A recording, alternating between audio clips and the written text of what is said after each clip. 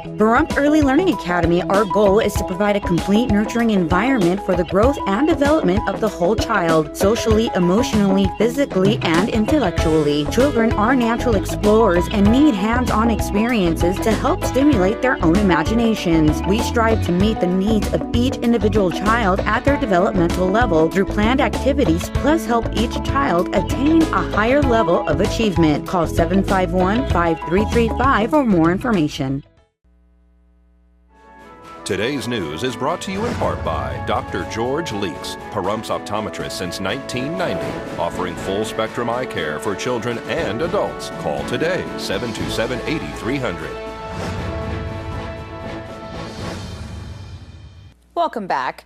For the second time, donkey basketball was held at the Pahrump Valley High School gymnasium. The popular fundraiser filled the stands and was standing room only at the event.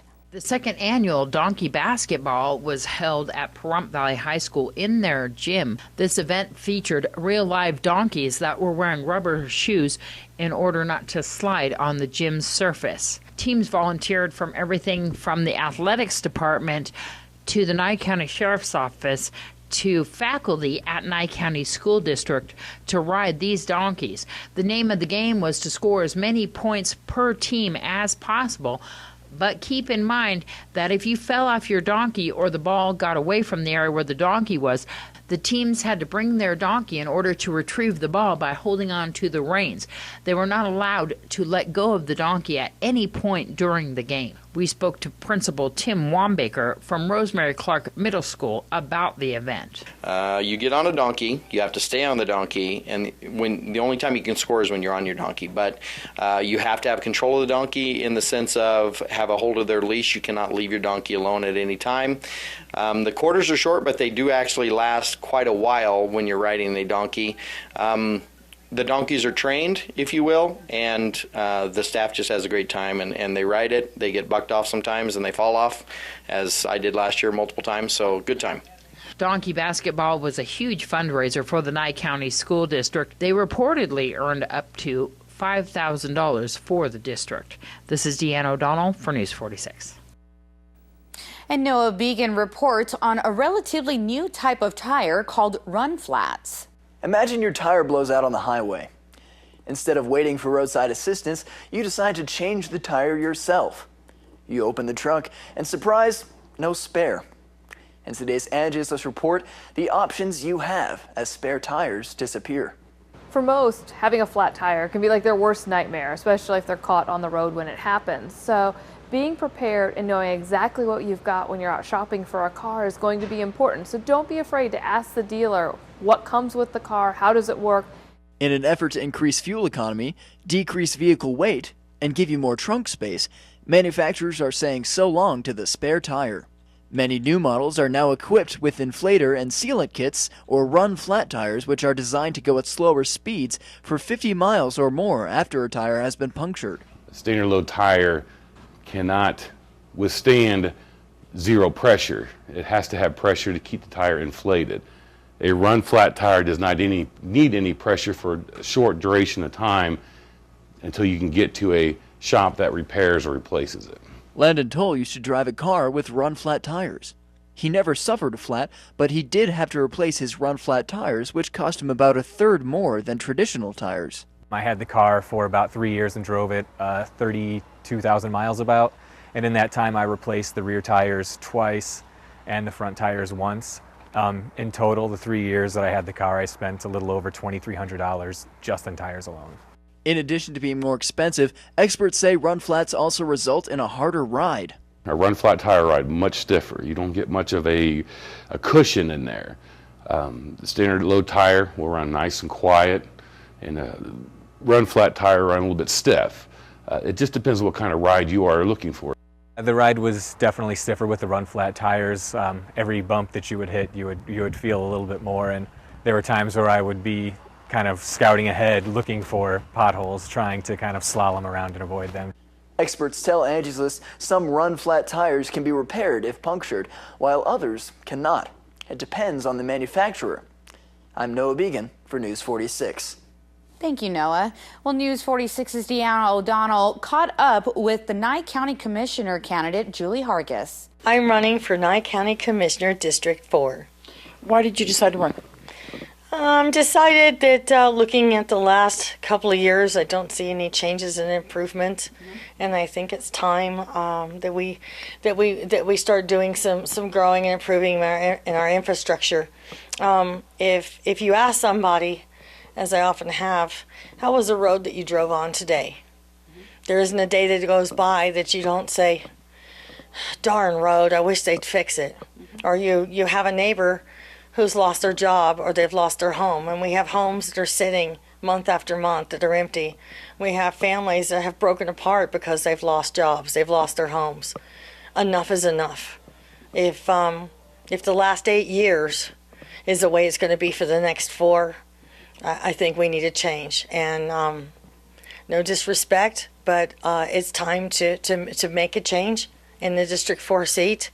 And I don't want to see the last 8 years repeat itself in the next 4. So I think it's time that we start looking at spending money where it needs to be spent, some accountability on that. And when it comes to making decisions, I don't think we need to keep spending money on impact studies and fees and fines. The commissioners are paid to be in there, and they're elected to make decisions, and they need to make decisions. The backup is supplied by staff. You need to do some studying and do your homework and be committed and talk to your constituents and make some decisions and not let some of this money keep going by the wayside. We need to start keeping some money in that county. If you are elected to the office of Commissioner for District 4, what's some of the things that you will implement right away to make those changes?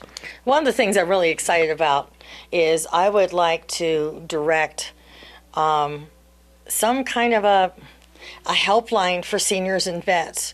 Everybody's always go to this website or go to look online. Our seniors and vets don't always have that access, especially the very low income ones.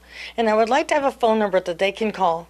So if they need a ride, if they need a senior center information, if a vet needs to know how to get a hold of some kind of vets program, I want to have a number where they can call, not go online, but call. Something that's user-friendly for our older members, and have them be able to go and find out what's going on, because what's the use of having the programs if the right people aren't directed there?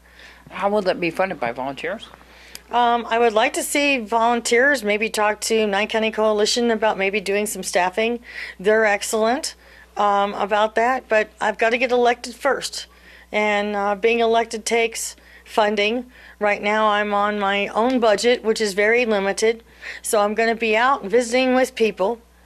I'm not going to clutter up a lot of the town with a lot of signs. I'm just going to be out visiting people. I hope that they will contact me at the number you're going to put on the screen, 775-513-0960. I'd love to come by and talk to their groups. But people in District 4, it's right in the middle of town. Those are the people I need to talk to, because those are the people that would be hiring me to represent them. You do make decisions for the entire county, but those are the people that would be electing me as their commissioner. And here's Bill Moeller with today's First Business Brief. This is the First Business Brief. I'm Bill Mahler. Retailers are under pressure to quit tobacco. 28 state attorneys general have asked Walmart, Rite Aid, Walgreens, Kroger, and Safeway to do that. Last month, CVS said it will get out of the tobacco biz by the end of next year. It'll cost the chain $1.5 billion, a fraction of the $123 billion it has in annual sales.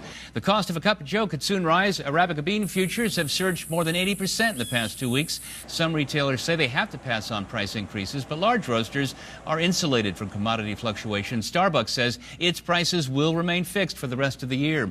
An online eye exam to get a prescription, it's just $30. The company Alternative is proposing to do that, but the American Optometric Association is warning if you don't go to a professional for an eye exam, you could be putting yourself at what it calls significant risk. Alternative expects to get FDA approval and be in business by this summer. I'm Bill Mahler, and that's the First Business Brief. Well, folks, keep it here because we're going to have your weather with Noah Began right after these messages. News 46 weather is brought to you by your local dairy farmers. Dairy products are very important in maintaining a healthy body. Hello, welcome back to News 46. Today is Tuesday, March 18th. Today we had nice sunny skies with a high of 67 degrees. Your average temperature around this time of year is 71 degrees. Winds are coming from the northeast today at 8 miles per hour with gusts up to 19 miles per hour. The UV index today was 6, which is high. Humidity was at 14%. Sunrise is at 6:50 this morning, and the record high in 1972 was 88 degrees. Tonight we'll have clear skies with a low of 41 degrees. Your average temperature around this time of year is 50 degrees. Winds will be coming from the northeast at 4 miles per hour with gusts up to 6 miles per hour. Humidity will be at 22%. Sunset will be at 6:54 p.m. and the record low in 1954 was 30 degrees. Tomorrow we'll have sunny skies with a high of 71 degrees and a low of 46 degrees. Winds will be coming from the southeast at 3 miles per hour with gusts up to 5 miles per hour. Humidity will be at 20%. Sunrise will be at 6:49 a.m. and the UV index will be 6, which is high.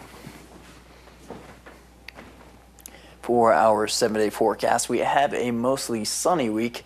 We might be seeing some clouds here on Thursday and Friday, and then again on Tuesday. Your high temperatures are going to start off in the low 70s, slowly building up to 80 degrees on Monday and going back down to the high 70s on Tuesday. Your low temperatures will start at 46 degrees, slowly building up to a peak of 52 degrees, and it'll about level out just there.